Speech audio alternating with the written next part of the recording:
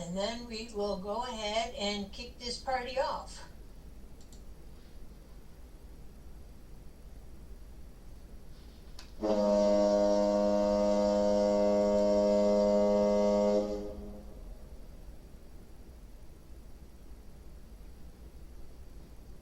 And good evening. Please be aware that the first hour and a half of this meeting will be recorded so that we can put it onto our website, our podcast, and our YouTube channel. We record in audio only. Feel free to use the podcast on our website along with your big book as a resource if you missed the study portion of the meeting. The study portion is also listed on the website so that you can follow along.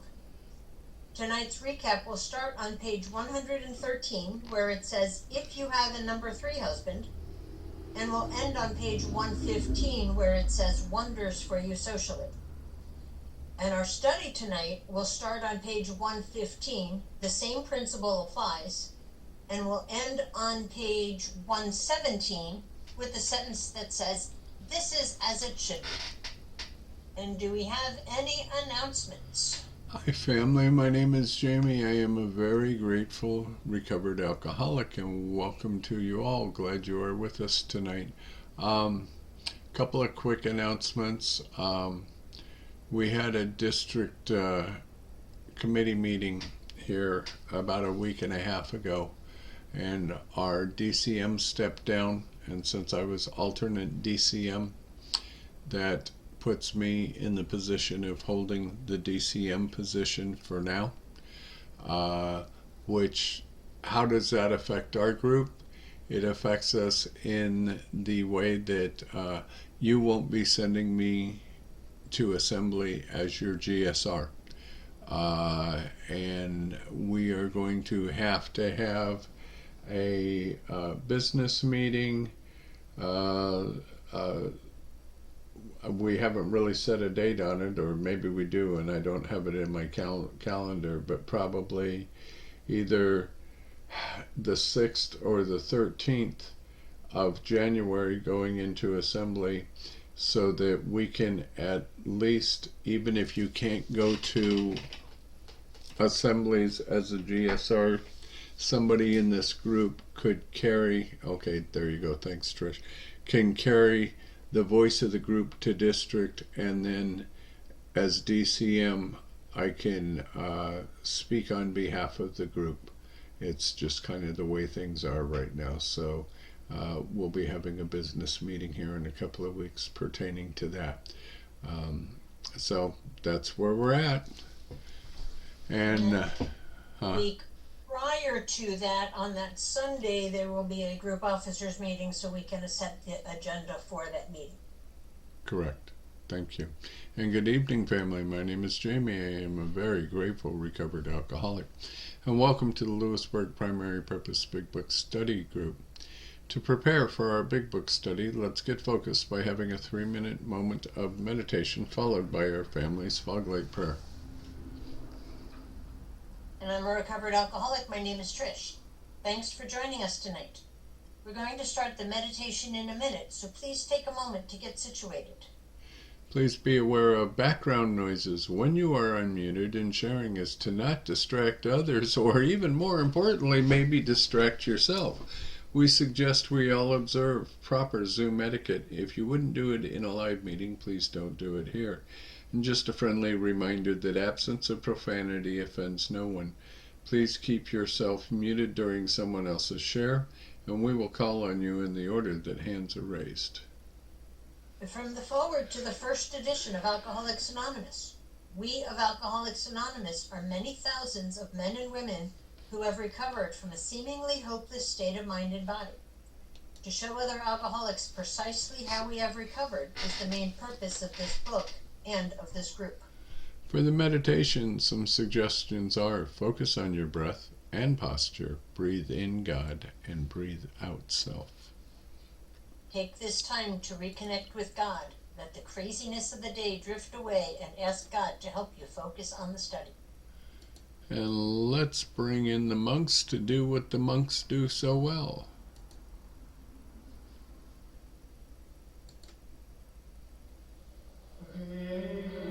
Yeah.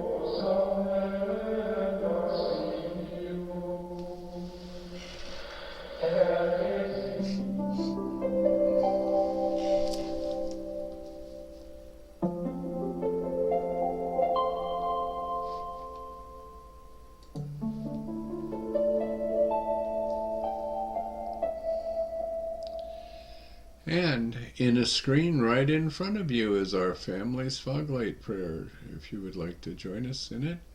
Fog light prayer. God, let your love shine through us like a fog light, so that those that are lost, sick, and dying can find your love through us. Amen. And let's have our secretary's report. Come on in, Shayla.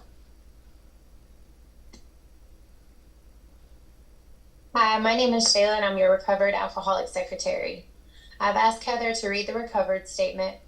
We read this notice to explain why many people in this group identify as recovered rather than recovering, and what it exactly means to be a recovered alcoholic. Take it away, Heather. Thank you. I'm Heather, recovered alcoholic. Recovered. We're not cured of alcoholism, recovered but not cured. That presents a conflict to some alcoholics. If we were cured, we would be able to drink responsibly. No, we are not cured. The allergic reaction to alcohol will remain with us for a lifetime, but we have been restored to sanity. That was the problem. The main problem of the alcoholic centers in his mind rather than in his body. Page 23. We are now sane where alcohol is concerned. Consequently, we have recovered. Thank you, Heather. Thank you for joining us tonight. We meet every Tuesday starting at 5:30 Central Time with the Gerbil Fellowship Cage, where we chatter for an hour before the start of the meeting. Feel free to bring side dishes to share with the buzzards. Our Big Book study starts promptly at 6:30 p.m. Central Time, and we ask that you be courteous and ready to begin at the sound of the foghorn. We take our Big Book study seriously because of this chat will be disabled during the study. In the 1940s, when the only element to sobriety were God, a big book, and one recovered alcoholic working with an untreated alcoholic, the success rate was as follows. From the foreword to the second edition of Alcoholics Anonymous, page XX, of alcoholics who came to AA and really tried, 50% got sober at once and remained that way. 25% sobered up after some relapsed, and the remainder, those who stayed on with AA, showed improvement. Can we have a show of hands of people joining us for the first time? Anybody? Okay. And then the recovered alcoholics. Okay. Those are your potential sponsors. Is anybody celebrating a milestone this week? Nope. Doesn't look like it. If you should require a big book of your own, we have large print editions available that can be sent to you by Buzzard Mail. Please remember to practice our 7th tradition by donating to the group address, Venmo, or PayPal posted in the chat on the screen. Our suggestion is to purchase a big book and take an untreated alcoholic through the program of recovery. Please visit our website posted in the chat. Thank you, and see you next week. Thank you, Shay. Very good job. Thank you, Heather, for being of service and reading tonight as well. From chapter 2, there is a solution. The tremendous fact for every one of us is that we have discovered a common solution. We have a way out on which we can absolutely agree, and upon which we can join in brotherly and harmonious action. This is the great news this book carries to those who suffer from alcoholism. This is an open meeting, and as such, all who have an interest in alcoholism and our program of recovery are welcome. Because this is an open meeting, you need not identify yourself nor your reason for being here if you do not wish to do so. Your anonymity will be protected, and we ask that you protect ours. While this is an open meeting, membership in this group is limited to those who wish to recover from alcoholism and have a desire to stop drinking for good and all. Each member of Alcoholics Anonymous is a potential sponsor of a new member and should clearly recognize the obligations and duties of such a responsibility.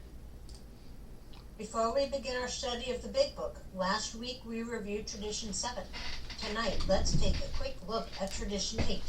Please refer to page 562 of our book, Alcoholics Anonymous. And come in, Gandalf. Hey, good evening, everyone. My name is Donald, other known as Grandalf the great red pickle. And tonight we're going to be diving right into tradition number 8. And I'm going to start off with what it says in the book. In the short form, it says Alcoholics Anonymous should remain forever non-professional, but our service centers may employ special workers. Okay, in the long form, Alcoholics Anonymous should remain forever non-professional. We define professionalism as the occupation of counseling alcoholics for a fee or higher. But we may employ alcoholics where they are going to perform those services for which we might otherwise have to engage non-alcoholics. Such special services may be well recompensed, but our usual AA 12-step work is never to be paid. Okay, so just to let you know, Steph, that when AA was first established, the founders were determined to make this fellowship different from anyone else out there, or from anything else from out there. They wanted to create a space where alcoholics could help each other, freely, equally, and without judgment. The 8th tradition embodies this principle by reminding us that the heart of AA is rooted in mutual aid, not professionalism. No one here gets paid to carry the message of recovery. We do it because we've been there, and we want to help others find the same freedom that we have. But as AA grew, the founders also recognized a practical reality. Organizing meetings, publishing literature, and handling day-to-day operations required resources and labor beyond the volunteers could provide. To keep things running smooth, certain tasks like staffing services centers or managing communications needed to be done by paid workers. The 8th tradition strikes a balance. It ensures that the spiritual work of AA remains volunteer-driven, while allowing the organization to hire people for specific roles to maintain its operations. These special workers, whether they're answering phones, stocking books, or managing correspondence, play a vital part in supporting our mission. But they are not responsible for delivering the message of Alcoholics Anonymous. That remains our responsibility as members. Another reason for the 8th tradition is so critical that it protects AA from becoming something it was never meant to be. A professional or commercial enterprise. Oh my God. Could you imagine if there were stocks? Okay. Early on, there was the concern that if members were paid to sponsor others or run meetings, AA could start to look more like a business or a therapy group. That's not who we are. Our power lies in our shared experiences. One alcoholic helping another freely and without expectation. The 8th tradition reminds us of our humility and unity. It keeps us focused on the spiritual nature of our work while allowing the practical realities of running a global fellowship. Because of this tradition, AA has stayed true to its roots for nearly 90 years. So, the next time you hear about somebody answering phones at a central office or organizing literature shipments, remember, their work supports the fellowship, but it's still up to us to carry the message.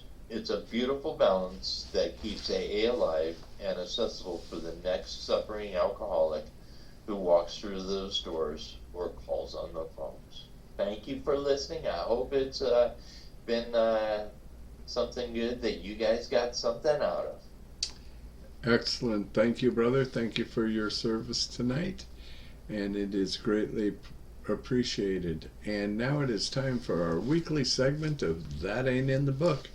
We hear a lot of stuff said in meetings that can't be reconciled with the program as described in the Big Book of Alcoholics Anonymous. One of the things we often hear is 90 meetings in 90 days. Kenny's going to come in with us tonight and tell us what it has to say about that on page 19 in the second paragraph. Welcome, Kenny. Hey, none of us make a sole vocation of this work, nor do we think its effectiveness would be increased if we did. Thank you, Kenny. As we study, please make sure to please make use of the pens, highlighters, and rulers so that you can share this experience with another alcoholic. In order for us to stay focused as we study the Big Book, we use the Big Book study guide prepared by Joe and Charlie and Krusty Cliff of the Dallas Primary Purpose Group. Tonight, we are going to start our recap on page 113, which will be read tonight by Lisa, followed by our study portion, which will be read by Terry. After the page is read, we will ask questions from the imaginary podium, starting back at our study portion that Terry reads. The answers will be one sentence unless otherwise specified, and multi-part questions are simply a one-sentence answer split up by commas, semicolons, hyphens, and other fun bits of punctuation. Basically, in English, what that means is we are going to read the material once through and then dissect the information a second time through the question and answer format. Notice how the language in the question gives us a new light in which to consider the study material. This is important because hearing the question and rereading the content offers a definite way of comprehending the material covered. After we've completed the study, we open up for comment, questions, and observations based on what was just read. If you have spiritual experiences with this information, you are free to share. Please keep your share on topic and under 5 minutes. At the 5-minute mark, you may hear a timer beep to let you know that your time is finished. However, Big Book study is not therapy. Should you begin sharing on topics which are more appropriately discussed in a different setting, for example with a sponsor, please do not be offended when we cut that conversation short and send the buzzards nipping at your heels. For that purpose, we have fellowship meetings before and after our study time. You can never go wrong by commenting on the pages studied, which brings us to the words of one of the co-founders of Alcoholics Anonymous. Sobriety, freedom from alcohol, through the teaching and practice of the 12 steps, is the sole purpose of any Alcoholics Anonymous group. And how we arrived at this point, we didn't wake up today and decide, well, it's week 68 and we're going to study these particular pages tonight. This is a 94-week Big Book study from beginning to end. We are coming into our 5th year. We still have another 26 weeks of our 3rd season to go after that. And then the buzzards will circle around and bring us right back to the very first promise in our Big Book again. So that's the short version of that tonight. And before we start the recap, we will need 5 or 6 virtual hands raised if you would like to be one of our answer readers. And please be aware that the first hour and a half of the meeting will be recorded in audio only, so we can put it on our website and our YouTube channel. So Lisa, come on in with our recap, please. Hi everyone, I'm Lisa and I'm an alcoholic. If you have a number 3 husband, you may be in luck. Being certain he wants to stop, you can go to him with this volume as joyfully as though you had struck oil. He may not share your enthusiasm, but he is practically sure to read the book, and he may go for the program at once. If he does not, you will You will probably not have long to wait. Again, you should not crowd him. Let him decide for himself. Cheerfully see him through more sprees. Talk about his condition or this book only when he raises the issue. In some cases, it may be better to let someone outside the family present the book. They can urge action without arousing hostility. If your husband is otherwise a normal individual, your chances are good at this stage. You would suppose that men in the fourth classification would be quite hopeless, but that is not so.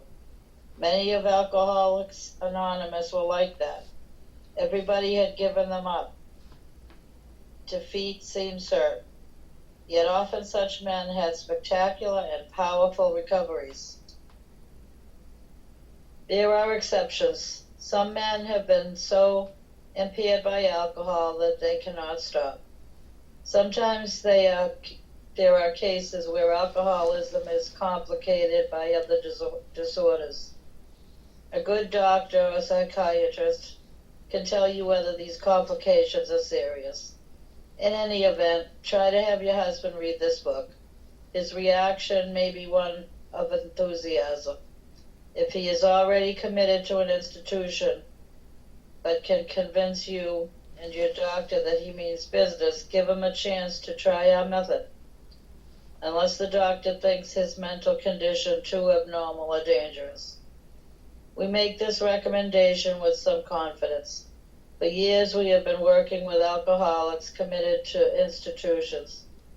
Since this book was first published, AA has released thousands of alcoholics from asylums and hospitals of every kind. The majority have never returned. The power of God goes deep. You may have the reverse situation on your hands. Perhaps you have a husband who is at large, but who should be committed. Some men cannot or will not get over alcoholism. When they become too dangerous, we think the kind thing is to lock them up. But of course, a good doctor should always be consulted. The wives and children of such men suffer horribly, but not more than the men themselves. But sometimes you must start life anew. We know women who have done it. If such women adopt a spiritual way of life, their road will be smoother. If your husband is a drinker, you probably worry over what other people are thinking, and you hate to meet your friends. You draw more and more into yourself, and you think everyone is talking about conditions at your home. You avoid the subject of drinking, even when with your own parents. You do not know what to tell the children. When your husband is bad, you become a trembling recluse, wishing the telephone had never been invented. We find that most of this embarrassment is unnecessary.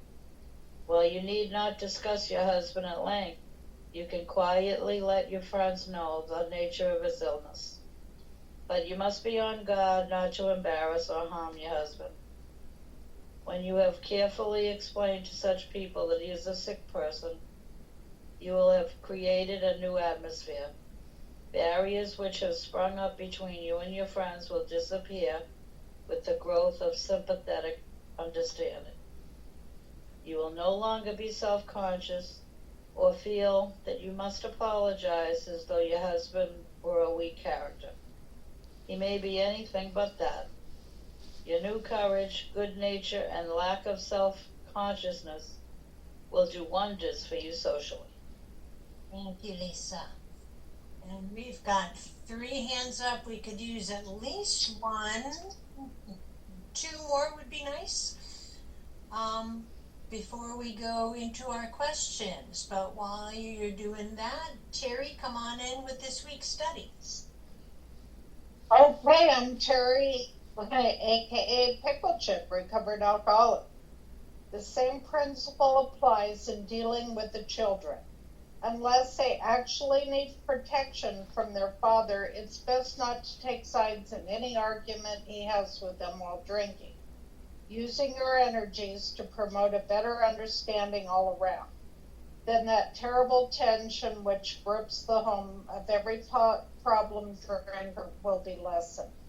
Frequently, you have felt obliged to tell your husband's employer and his friends that he was sick when, as a matter of fact, he was tight. Avoid answering these inquiries as much as you can. Whenever possible, let your husband explain. Your desire to protect him should not cause you to lie to people when they have a right to know where he is and what he is doing. Discuss this with him when he is sober and in good spirits. Ask him what you should do if he places you in such a position again. But be careful not to be resentful about the last time he did so. There is another paralyzing fear. You may be afraid your husband will lose his position. You are thinking of the disgrace and hard times which will befall you and the children. This experience may come to you, or you may have already had it several times. Should it happen again, regard it in a different light. Maybe it will prove a blessing. It may convince your husband he wants to stop drinking forever. And now you know that he can stop if he will. Time after time, this transparent calamity has been a boon to us, for it opened up a path which led to the discovery of God. We have elsewhere remarked how much better life is when lived on a spiritual plane. If God can solve the age-old riddle of alcoholism, he can solve your problems too. We wives found that, like everybody else, we were afflicted with pride, self-pity, vanity, and all the things which go to make up the self-centered person. And we are not above selfishness or dishonesty. As our husbands began to apply spiritual principles in their lives, we began to see the desirability of doing so too. At first, some of us did not believe we needed this help. We thought on a whole we were pretty good women, capable of being nicer if our husbands stopped drinking. But it was a silly idea that we were too good to need God. Now we try to put spiritual principles to work in every department of our lives. When we do that, we find it solves our problems too. The ensuing lack of fear, worry, and hurt feelings is a wonderful thing. We urge you to try our program, for nothing will be so helpful to your husband as a radically changed attitude toward him, which God will show you how to have. Go along with your husband if you possibly can. If you and your husband find a solution for the pressing problem of drink, you are, of course, going to be very happy. But all problems will not be solved at once. Seed has started to sprout in a new soil, but growth has only begun. In spite of your newfound happiness, there will be ups and downs. Many of the old problems will still be with you. This is as it should be. Thank you, Lisa, and thank you, Terry, for reading and being of service. And thank you to everyone who has raised their hand. So we will go back to the beginning on page 115 where Terry just read, and I will ask the questions and you guys will answer, and the answers will come directly out of what Terry just read, sentence by sentence. And if those answering the questions lose their place, please allow me to direct them to the correct place so that we don't have 3 or 4 people talking all over each other. And our batting order tonight will be Susan, Kenny, Linda, Donald, William, and Nicole. So Susan, our first question, what should you use in dealing with the children? Okay, the same principle applies in dealing with children. Thank you. And Kenny, unless Dad is physical with the children, what is it best not to do? Unless they actually need protection from their father, it is best not to take sides in any argument he has with them while drinking. Thank you. And Linda, what should you do? Use your energies to promote a better understanding all around. Absolutely. And Donald, if you do that, what will very likely happen? Then that terrible tension which grips the home of every problem drinker will be lessened. So much. And William, what have you felt obliged to do?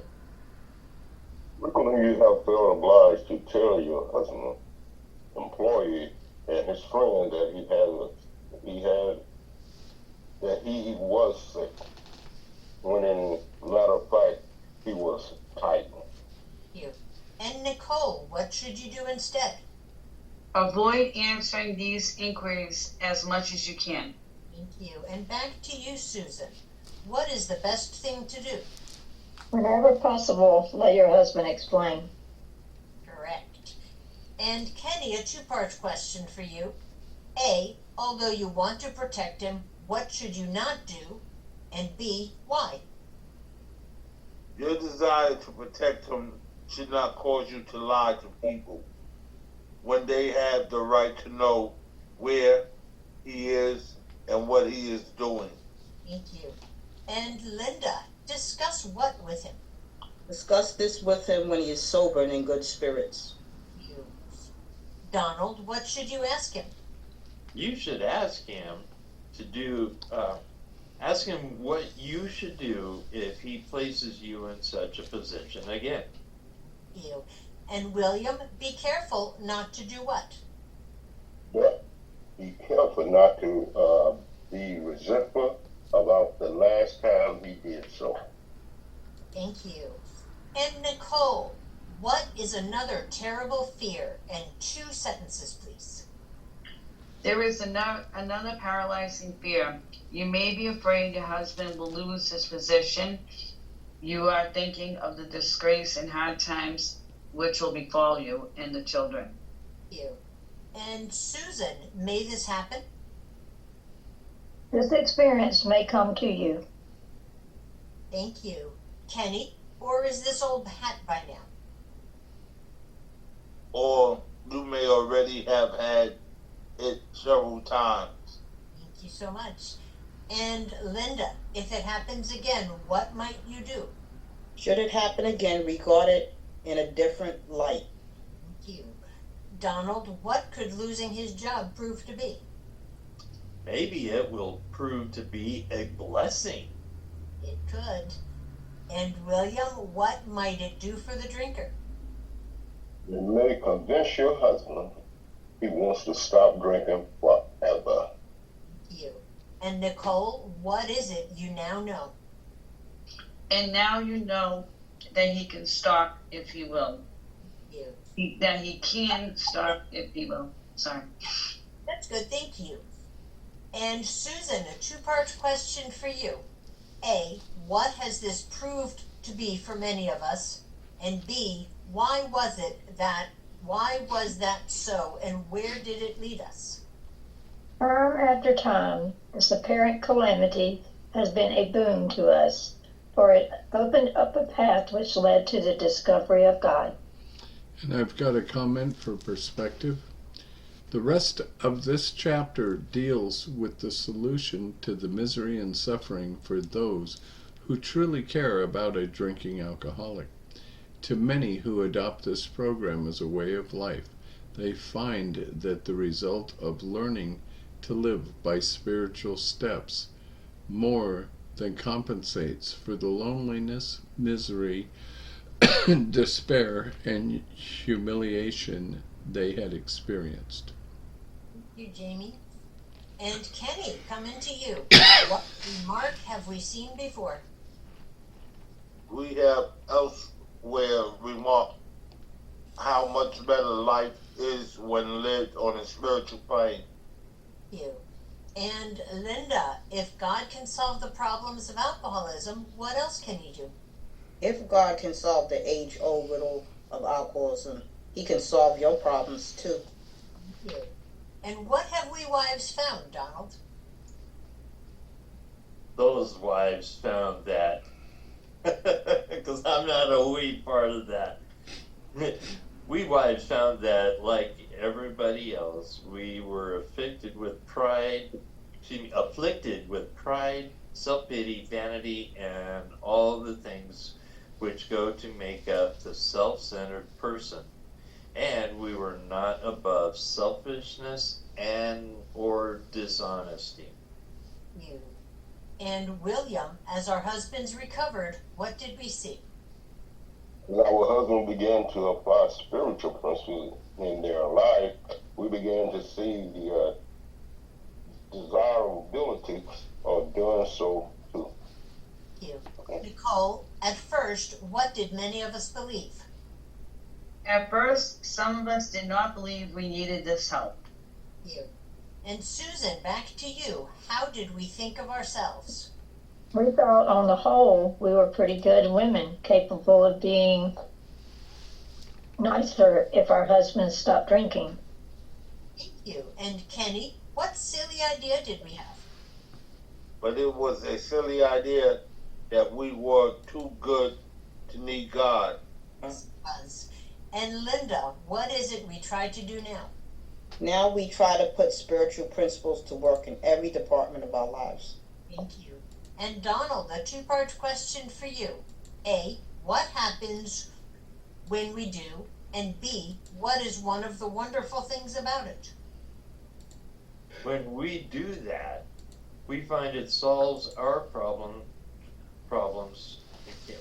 We find it solves our problems too. Then ensuing lack of fear, worry, and hurt feelings as a wonderful thing. Thank you. And William, you get a three-part question. A, what do we urge you to do? B, why do we? And C, what is the source of this change of attitude? We urge you to try our program, but nothing will be so helpful to your husband as the radically changed attitude towards him, which God will show you how to have. Thanks so much. And Nicole, should you join your husband on this journey? Go along with your husband if you possibly can. Thank you. And Susan, what is going to make you very happy? If you and your husband find a solution for the pressing problem of drink, you are, of course, going to be very happy. Thank you. Kenny, will this be the end of difficult times? But all problems will need not be solved to be very, but all problems need not be solved at once. Thank you. And Linda, where are we on this journey of recovery? Seed has started to sprout in a new soil, but growth has only begun. Yes. And Linda, or nope, Donald, in spite of happiness, what can be expected? In spite of your newfound happiness, there will be ups and downs. Thank you. And why is this, William? Many of our old problems will still be with you. Yes, but we can get over them. Thank you. And Nicole, the last question, is this the way it should be? This is as it should be. Thank you so much. And thank you to our answer readers. You may now remute and put your hands down. And if you have experience with the portion of the book that was just read, please feel free to share. And be mindful of your time and that others may have their hands raised and are waiting to share. And a friendly reminder, absence of profanity offends no one. And we are now open for comment, questions, and observations based on based on what was just read. So the meeting is yours, folks. Do you need me to put the timer up, or someone's going to do it? I got that, but thanks so much for asking, Linda.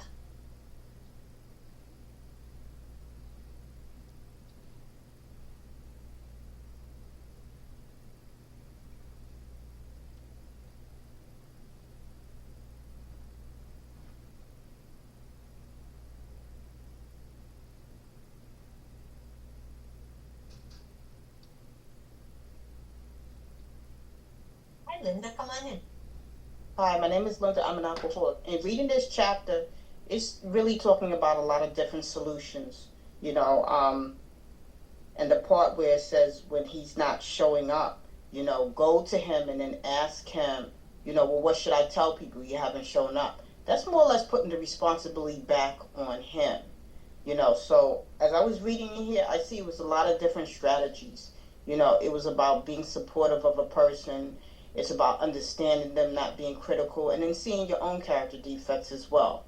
And basically, I think that it's saying that, if you fight and fire with fire, then you're going to get an explosion.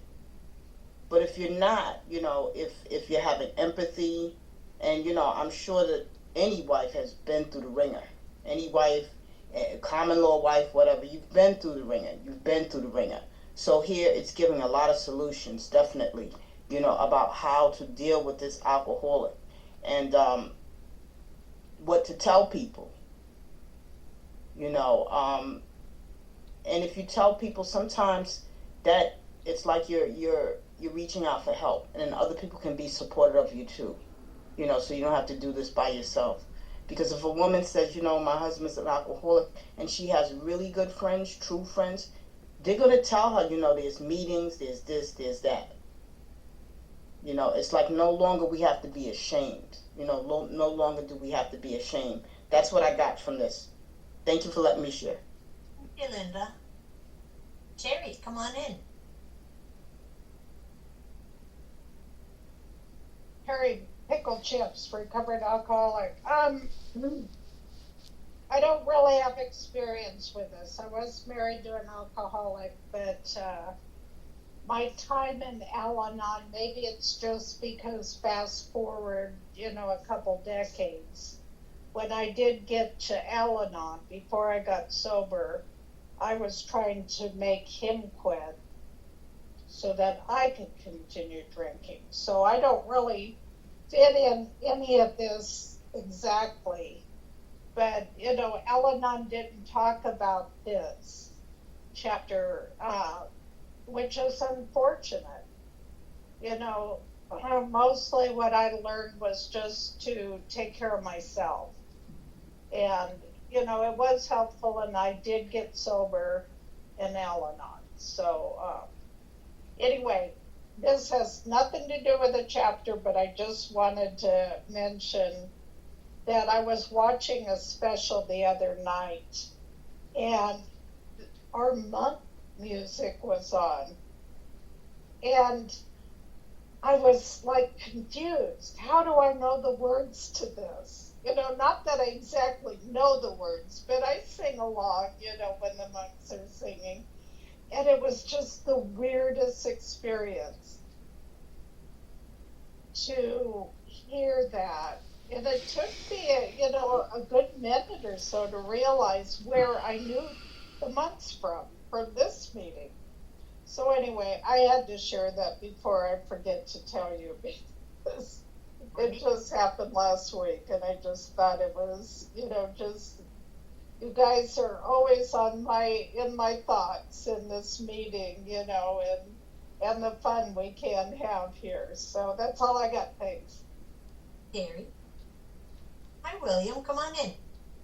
Good evening to everybody. My name is William Alcohol. And it always seemed to amaze me whenever we read the big book and go back and picture the time when it was written and stuff, and how the PR, the public relationship that they did, and they put it all inside of this book, and to reach everybody who suffer from alcoholism.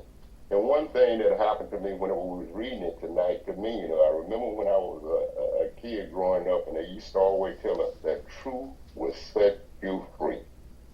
The truth will set you free.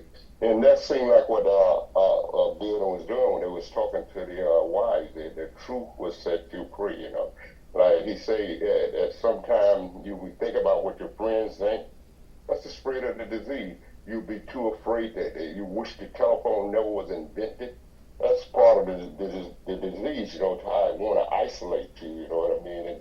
And so I really, it always takes me back, no matter how much I read it or how many times I read it, it always takes me back to where they was at then and where we're at today. You know what I mean? And what happened from that time to now. There's over 200 and some 12-step programs out there now because of this step program. And one of the most important things, just for the last of that chapter, that what I read, it was talking about the power of God, And I remember when I got to the second step in the big book, and little pieces become to me as I began to go through this fellowship, and I keep coming here, And one of the things that came to me whenever I was in the second step is that if my will conform with God's will, it's better than anything I could ever want for myself. Wow, man, was that a rude awakening for me? Because I wanted everything, and never was happy with anything. So I'm grateful to have this program in my life. I'm grateful to have y'all in my life, because whenever we come together and like the what they call it that you read before, we go with this together, it's opened my mind up when everybody read it and give the approach or whatever it was about it. It still opened my mind up to more and more and more. So I'm grateful that I found a way. And I like the part that said in the reading last week about talking about since this program, people that was in the insane asylum and stuff, they came out and never had to go back again. I didn't get locked up, but I should have been. I could have been locked up for my way of thinking, man. You know what I mean? So I thank God for that, that He led me here and I didn't know anything about it, you know what I mean? So my job is, while I'm here, is to do whatever I can to pass this on to the next person who needs it, So thank you so much. Thank you, William.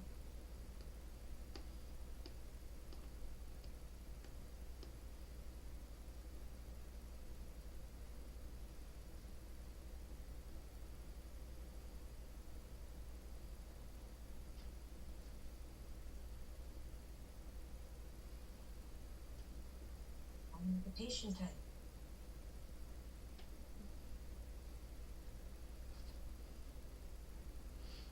You could always put on a meditation,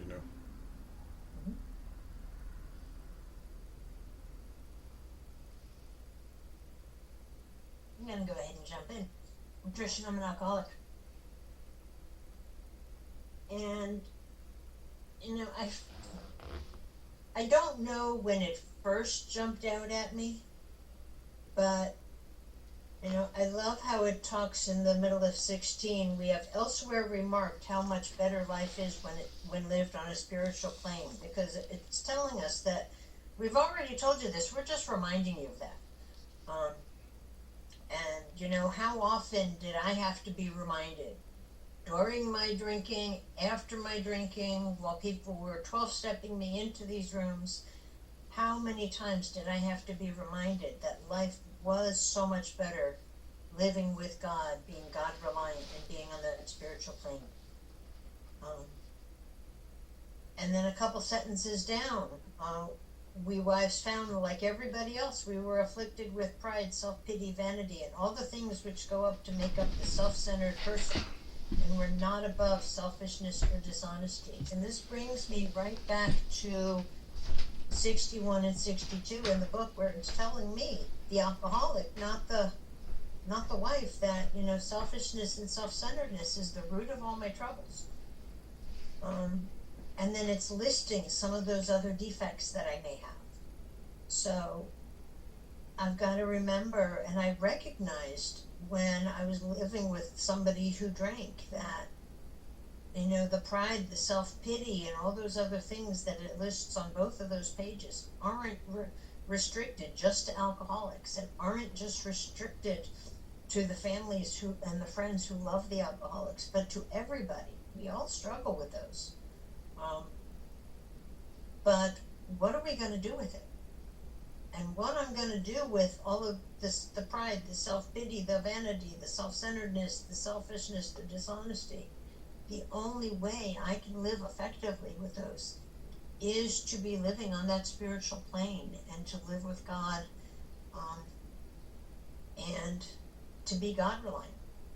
I had to stop being alcohol reliant. Then I had to stop being people reliant, and I had to learn how to be God reliant, so that I didn't have to rely on things of this earth, so that I could only put my reliance and trust in the God of my understanding.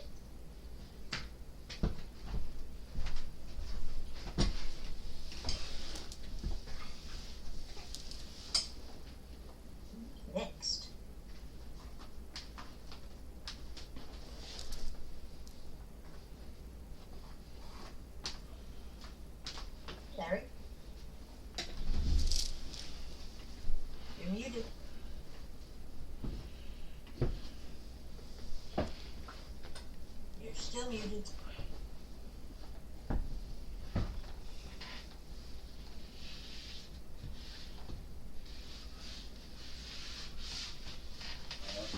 I'm Larry, and I'm an alcoholic.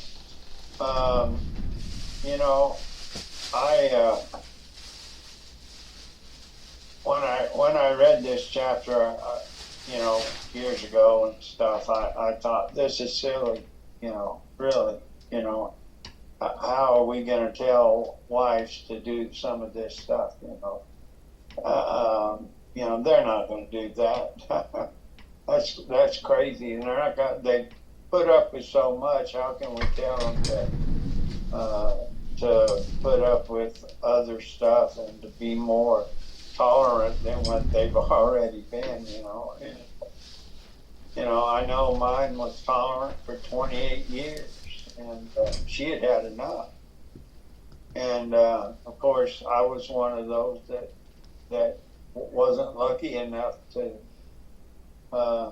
save my marriage. But I look at myself in this. You know, I wonder sometimes about this chapter, about if Bill and Lois, you know, if some of this came out of their own relationship, you know, their trials and learning how to communicate, you know, what they did wrong and what they did right, and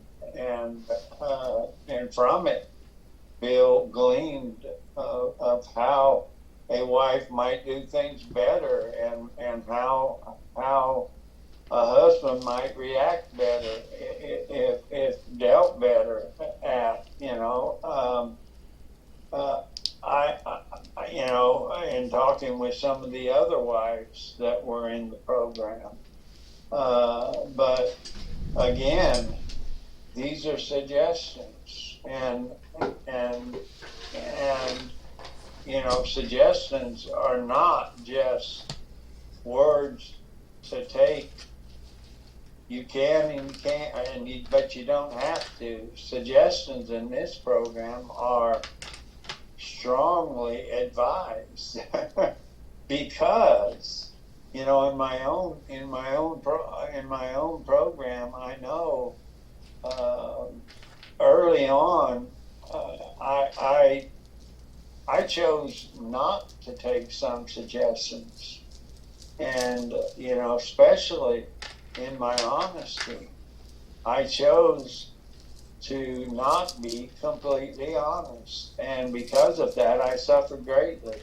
Now, what I didn't do is I didn't take a softer and a more, you know, comfortable way. I knew what was right and what I should be doing, but I chose not to, and suffered because of it. And I wallowed in this, and as long as I wanted to remain in that suffering, I was there.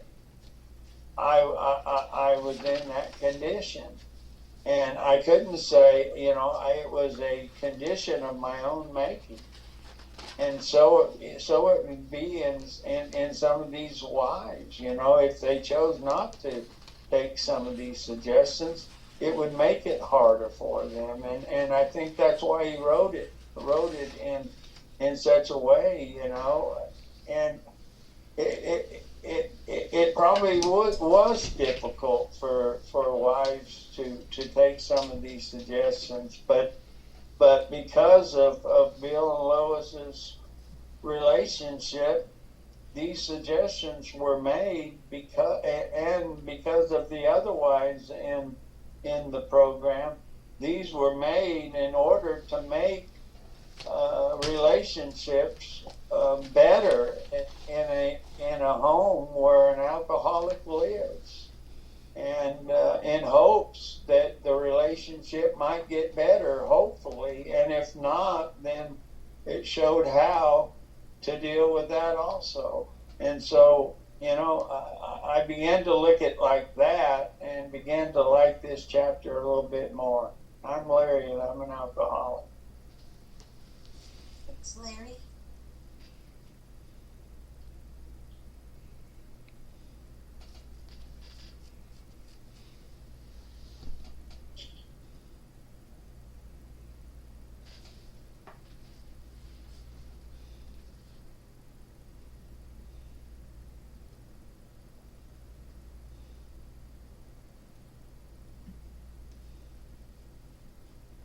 Looking for your unmute, Donald.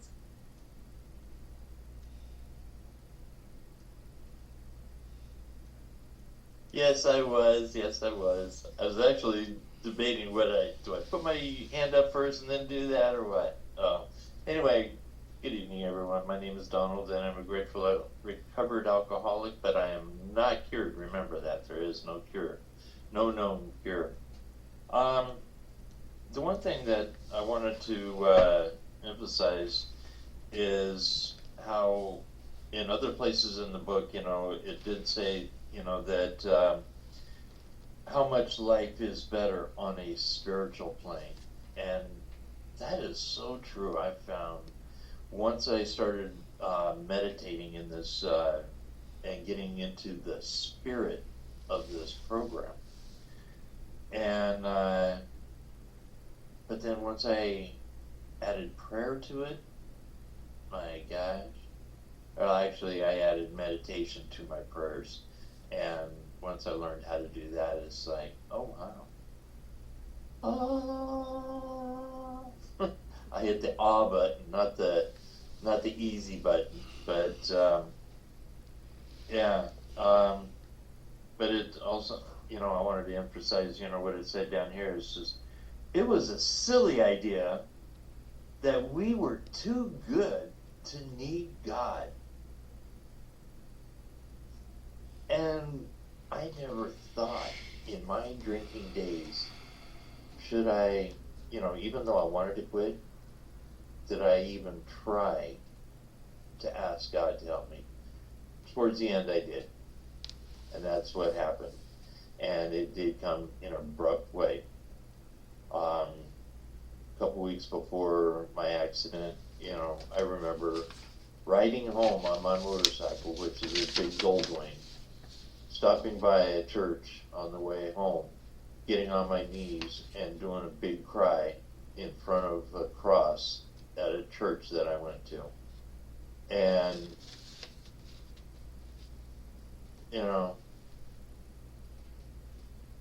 I think that's whenever I finally heard and, the Spirit of God coming into me.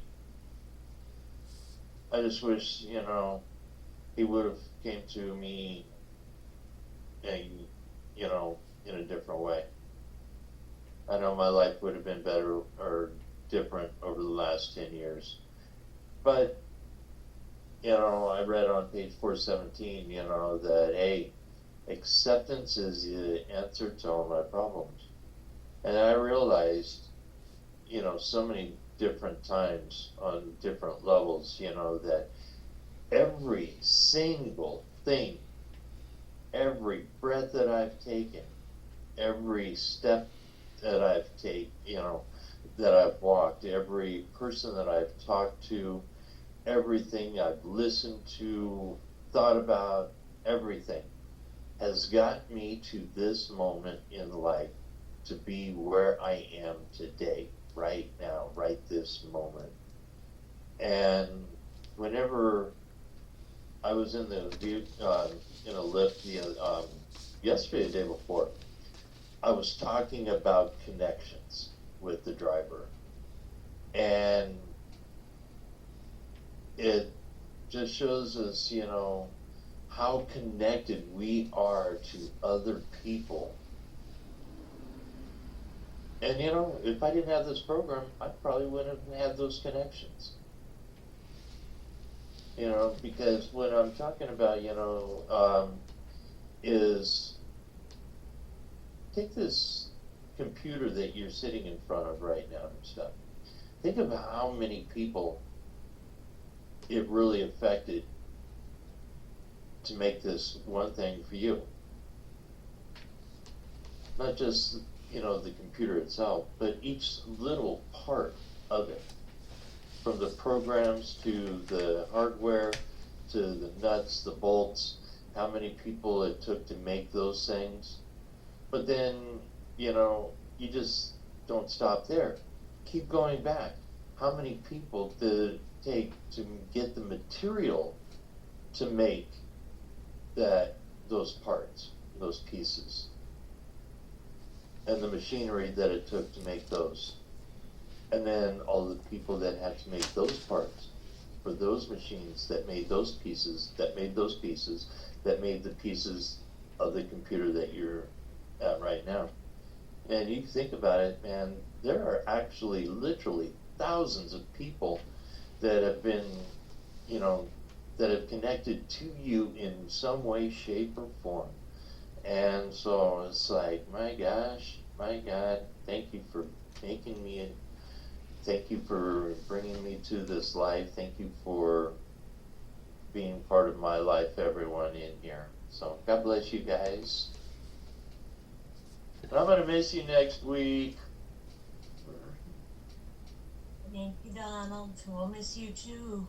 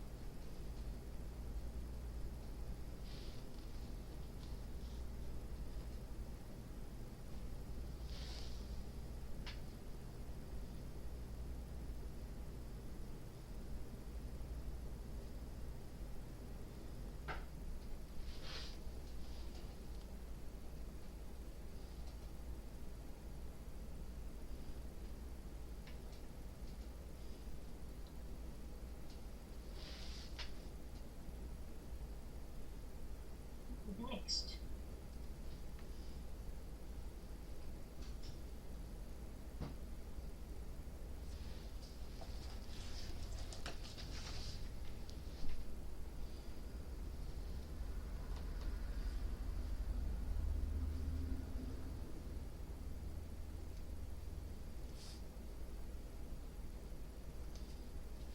Lisa, would you like to jump in?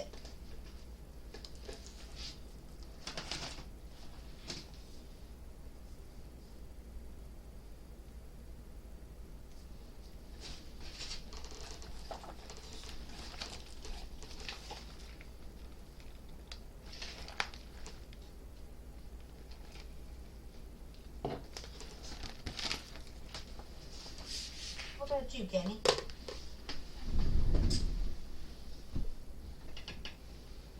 Yeah, good evening, everyone. My name is Kenny. I'm alcoholic. I really don't have experience on this chapter. I didn't stay married long enough, and it was a sick marriage through alcohol and drugs. We both suffered, we both used, and we used each other. So I really can't relate to getting sober. I had a young man in my life, and I was trying to sponsor him and help him, and he just wouldn't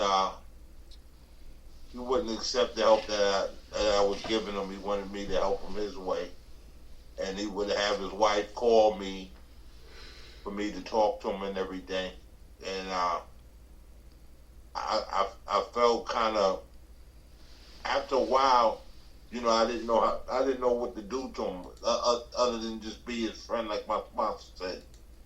Just be his friend. And I tried that approach, and it was going on a year, into another year, and he wasn't getting any better. And finally, after I heard from him for a couple of months, he had his wife call me, and I told her to tell him to pick up the phone and call me himself. And when he did call me, I told him, if you're not ready to get sober, I don't know how I can help you. I said, I just pretty much painted the picture for him that I wasn't gonna be his person to call and cry to all the time and go back to drinking. And after that, I haven't heard from him.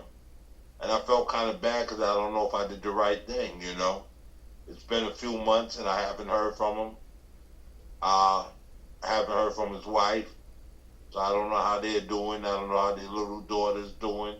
And I feel kind of bad, because maybe I was too hard.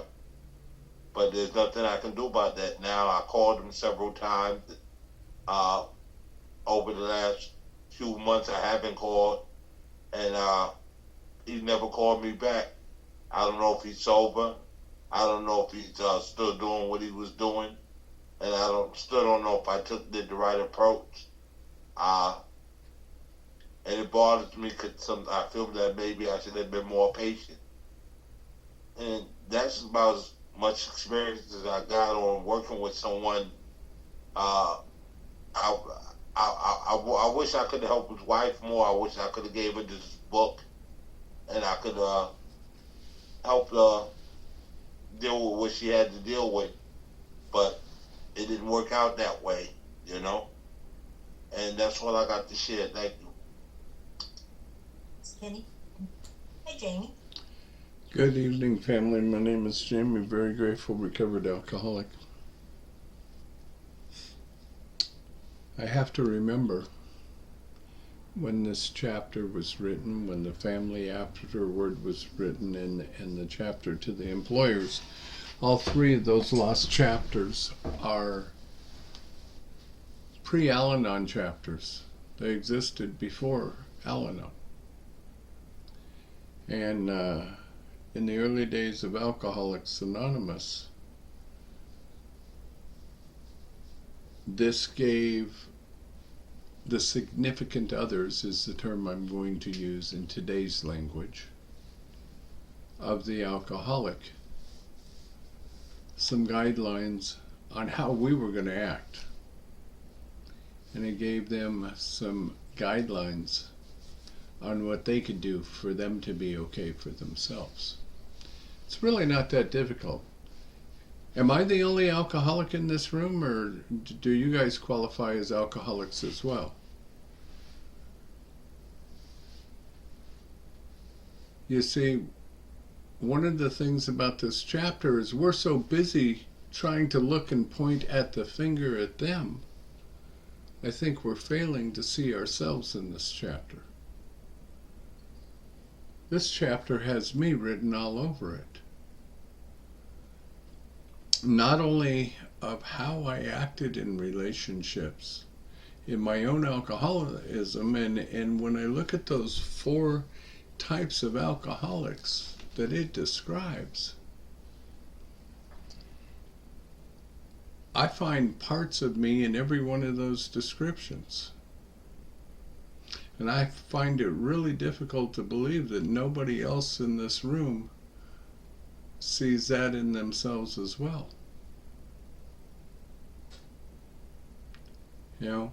This chapter is a discovery process. It's a helping process. No, I don't hand this book to my wife. My wife couldn't relate to this chapter. She never saw me drink. At least wife number 3 never did. Actually, wife number 2 never saw me drink either. But she damn sure saw me suffer from untreated alcoholism.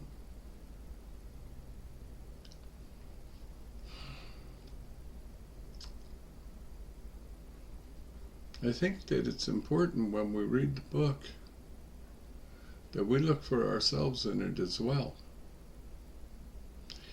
After all, how can I possibly be helpful to my significant other if I'm not looking for the truth in myself? How am I ever possibly going to bring change about in marriage or a family situation or even a work situation if I'm not willing to look at me, but I'm going to go, you shoulda, you shoulda, you shoulda. I love that saying, don't should on me.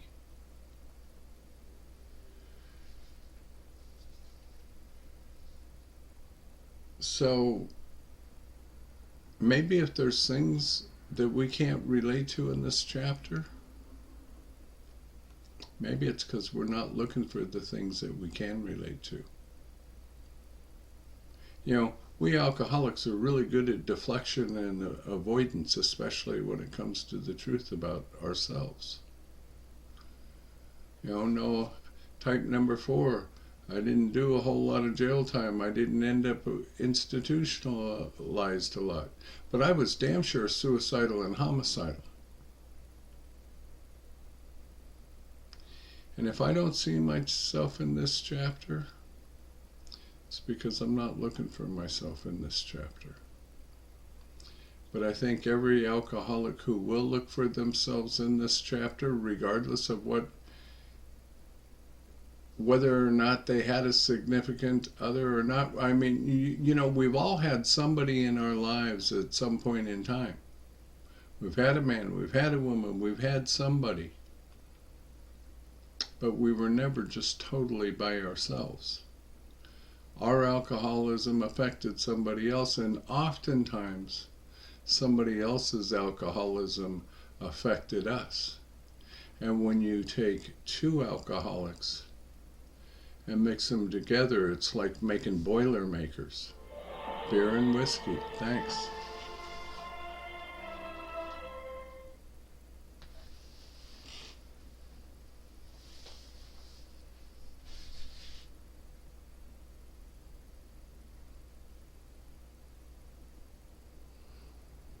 Got 14 minutes left, folks.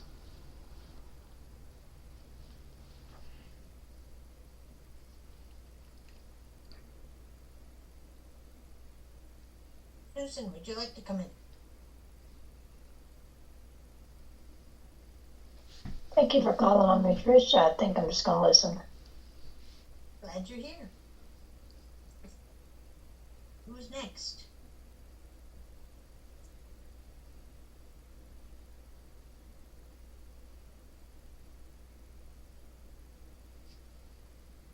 Hi, Heather. Hi, I'm Heather. I'm a grateful recovered alcoholic. I wasn't going to share because I typically don't share when we discuss this chapter. For a really long time, I was really angry at this chapter. I didn't really understand what it was about. All I knew when I first got in here was that I was so angry at my ex-husband, I wanted to beat him with this book because of what had happened in my marriage. I couldn't look at my own part in that. Today I can, and this chapter doesn't make me have that reaction to it. But today, I like Jamie was talking about, I stick to my own part and my own side in this and how it affects me, and not so much as, you know, what it's like with a significant other or, you know, a spouse. I kind of use this for like my family, you know, not just, you know, that significant other, but the family that I had in my life. What it gave me was the ability to look at my own stuff and how my drinking affected my family, right? My drinking affected my marriage when I was married, and I didn't want to hear that part of it because I could only hear what happened to me and what he did. And it took me several years into sobriety to be actually able to look at my part of it.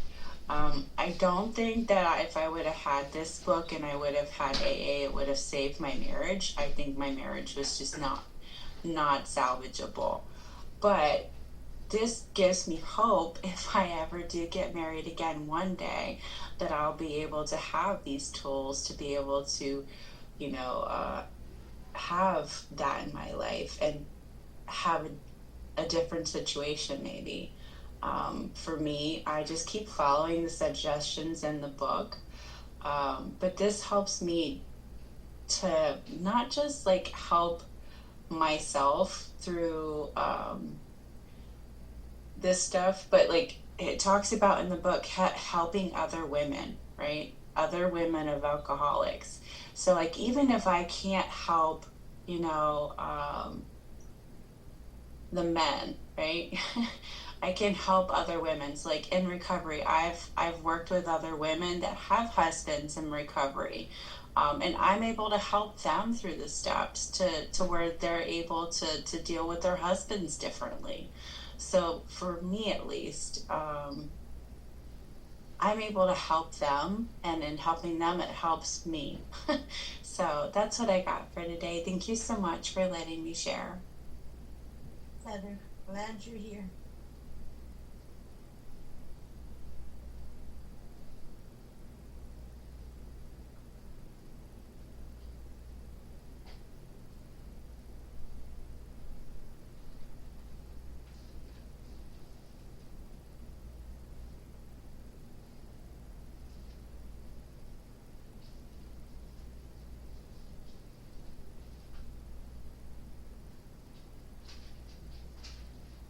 Nicole, would you like to come in? Hi, yes, Nicole, alcoholic. Oh boy, this is a tough one. So I was married, and I was sober at the time, believe it or not, and he was using. So, and I kept just, I guess, trying to fix him and blaming him, and not looking at myself. And I eventually end up using with them. And again, still, I did not look at myself. I kept looking at him and focusing on him, and not looking at my own behaviors and selfishness. So, yeah, I mean, I can kind of relate to this.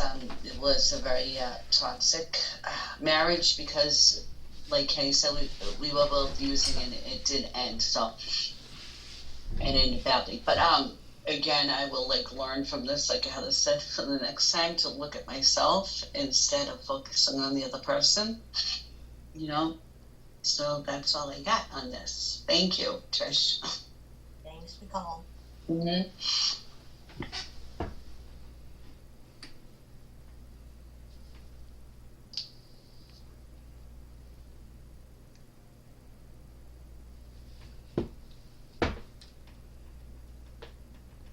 Lisa, would you like to jump in?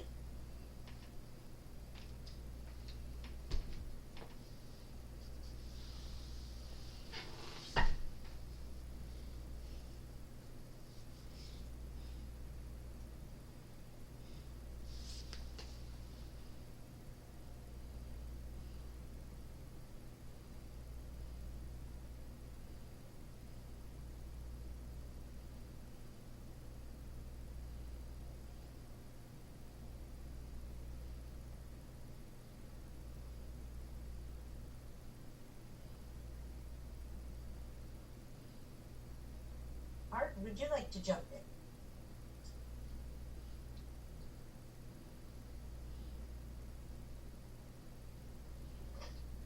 My apologies for being late. My name is Art. I'm a grateful recovered alcoholic. So I didn't get the reading for tonight, but I'm familiar with this chapter somewhat. And what was going through my mind was that somewhere, and I'm not sure if it's in this chapter,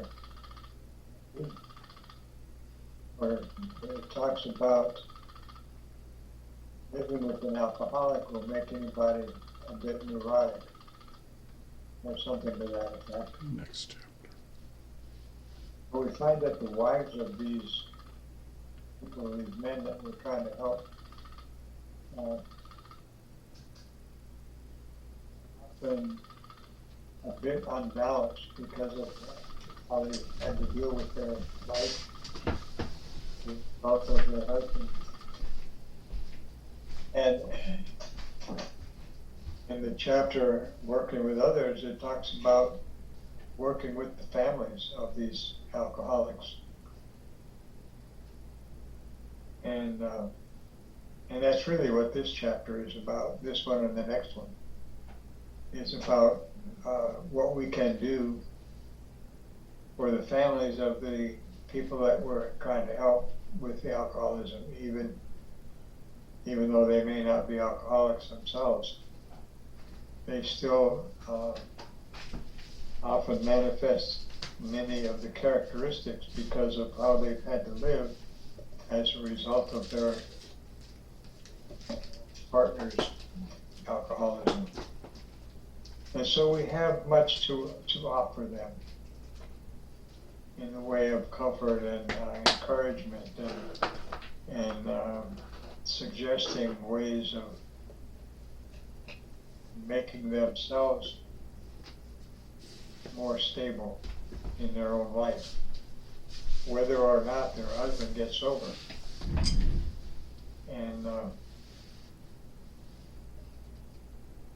And I've said before in this meeting as well, is that these chapters, the wives and the family afterward and the employer, all three of them, pointed out to me some of the things that I was unwilling to see about myself. And I really didn't have a real appreciation for what those people had done for me, and how they had suffered at my hand,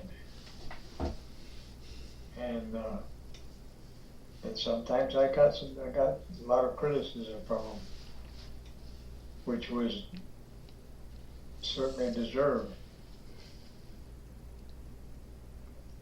But now, as I'm sober and I'm trying to help other alcoholics to achieve sobriety, I can have a great deal of compassion and understanding for the non-alcoholic people that have had to deal with them.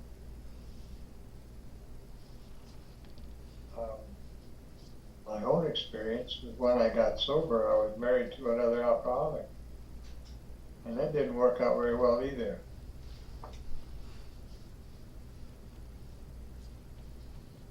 But in my journey in sobriety, I have discovered and learned that the families of alcoholics often are even more affected by the disease than what we are, in an indirect way.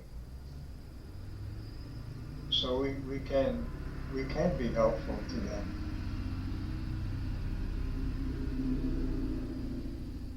Anyway, that's about all I have. Thank you. Thank you, Art. Good to see you. Jamie, would you like to read our closing? Sure.